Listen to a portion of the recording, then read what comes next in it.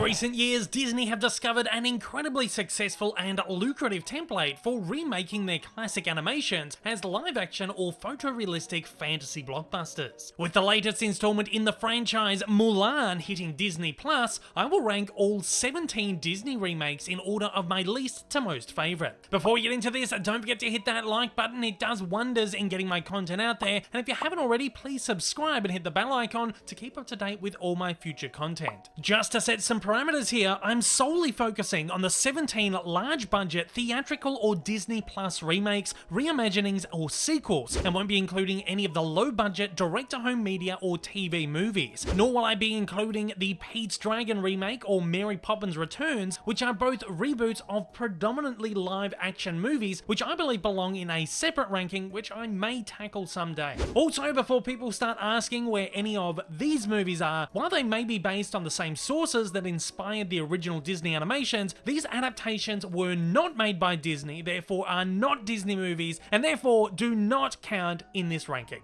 And at that, let's get into it. Kicking us off at number 17, 102 Dalmatians. An awful movie that I simply cannot find any logical justification for its existence. Cheap, corny, and way over the top. Taking all the worst parts from 101 Dalmatians, which we'll get to soon, and dialing them up to 101. Somehow Glenn Close's portrayal of Cruella proves incredibly painful second time round. It shows little respect to its original source, using its premise sparingly as a setup for more stupid funny animal gags, frustratingly annoying characters, and an invisible plot. 16. Alice in Wonderland.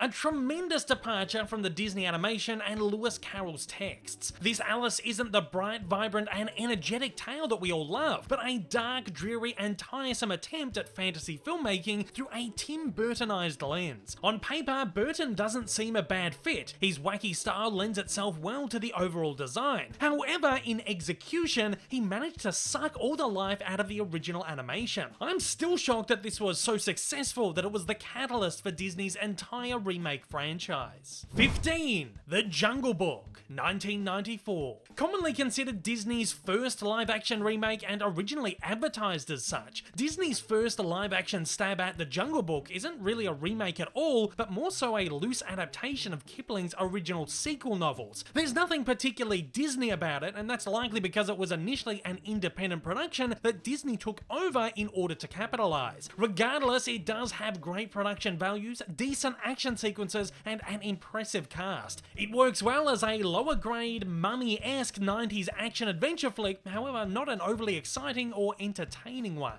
14. Alice Through the Looking Glass. Director James Bobbin brings a charm, quirk, excitement, and vibrancy that was lacking in Burton's vision, and while being an original story, it does go off-source wildly, I feel the vision that he had is far more in line with Walt's animation. Though Johnny Depp's Mad Hatter was one of the most insufferable characters of the first, he actually works fairly well here, with some original material to chew on. Overall, however, it still isn't particularly good, but full respect for making a serviceable tribute to the animation, if nothing else. 13. The Sorcerer's Apprentice. This took a 10-minute segment from Fantasia and used it to build an entire world and mythos around. While an incredibly interesting and unique idea, leading to a fairly entertaining fantasy adventure with fun characters, great set pieces, and thrilling action sequences, it got tied down by trying to do too much in a short space of time, resulting in a confusing, convoluted, and generic family fantasy flick. Its attempt to do something original is highly commendable, but with a better screenplay, it could have been a great movie and potential franchise.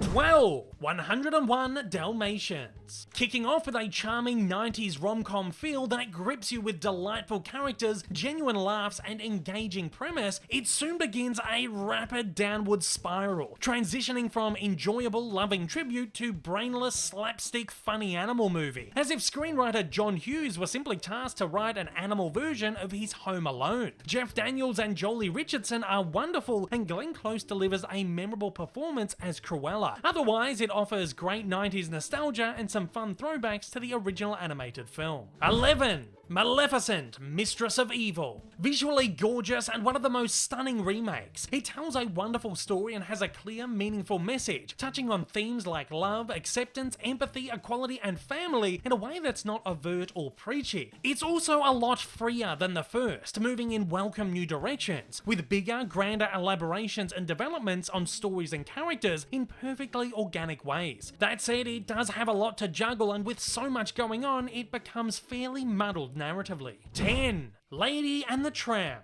A sweet take on Walt's small-scale, intimate classic that fits snugly with the rest. Despite being produced for Disney Plus with a lower budget, it has fantastic production values with first-class CGI and visual design and a terrific cast. While offering small moments of added story depth, it does play it safe overall, with an almost beat-for-beat retelling. It's not as exciting or visionary as some of the theatricals, though with the story limitations, I couldn't imagine it being any better or much different had it been made for cinemas. 9. Dumbo. With the original merely an hour long, this only acts as a remake for half its length, with the other half acting as a pseudo-sequel. While I love and applaud the new direction and idea for expansion, the more story and characters that are introduced and bundled in, the more long-winded and overblown it becomes. There are some great moments, many new, but at 115 minutes they feel few and far between. Regardless, it's undeniably directed beautifully and is a pleasure to look at. 8. Aladdin. Though I love how it stays so true to source while making an effort to do something new, I feel it was executed poorly. It feels like an extravagant stage play with musical numbers that feel forced, with the movie halting to make a show out of each and every one instead of allowing them to flow seamlessly. Newly added songs, characters, subplots, and story expansions feel shoehorned for the sake of adding superfluous new stuff to an already jam-packed narrative. Only saving grace here is Will Smith, who does a reasonably enjoyable job.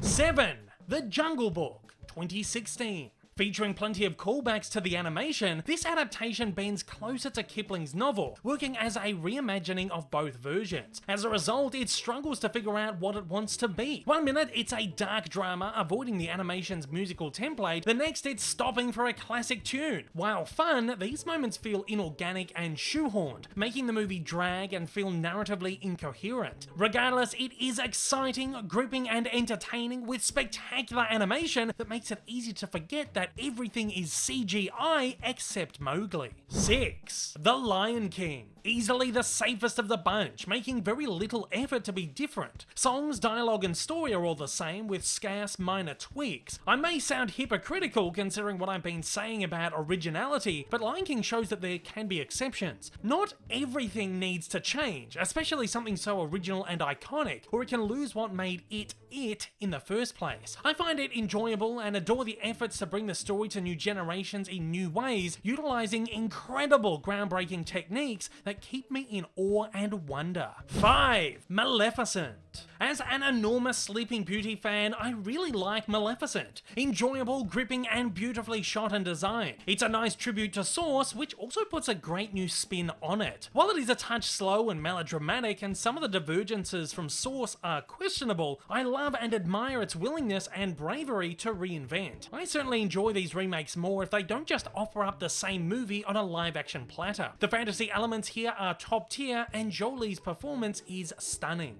4. Christopher Robin. It's touching, honest, funny, tear-inducing, and incredibly moving. Everything a good Pooh story should be. Offering a more mature take on Source, it's a character study tackling the dilemma of growing up while retaining youth. However, it's certainly not perfect. It has a reasonably long runtime that drags and gets quite dark and somber. I think it worked for the story, but I also feel that it should have been a touch brighter overall. Regardless, I deeply love it and find McGregor's casting one of the most delightful things to come from these movies.